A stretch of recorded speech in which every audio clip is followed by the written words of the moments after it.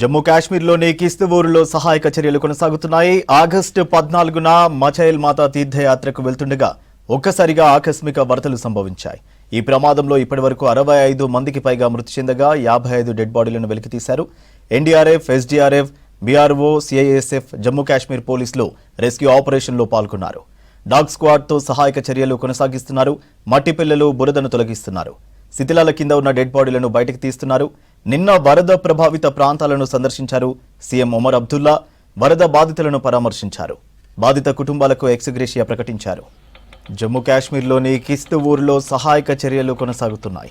August 14న Machail మాతా తీర్థయాత్రకు వెళ్తుండగా ఒక్కసారిగా ఆకస్మిక వరదలు సంభవించాయి. ఈ ప్రమాదంలో ఇప్పటివరకు 65 మందికి పైగా మృతి చెందగా 55 డెడ్ బాడీలను వెలికితీశారు. NDRF, SDRF, BRO, CISF, Jammu Kashmir పోలీసులు రెస్క్యూ ఆపరేషన్లో పాల్గొన్నారు.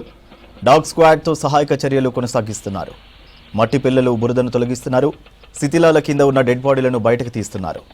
నిన్న వరద ప్రభావిత ప్రాంతాలను సందర్శించారు సీఎం ఒమర్ అబ్దుల్లా.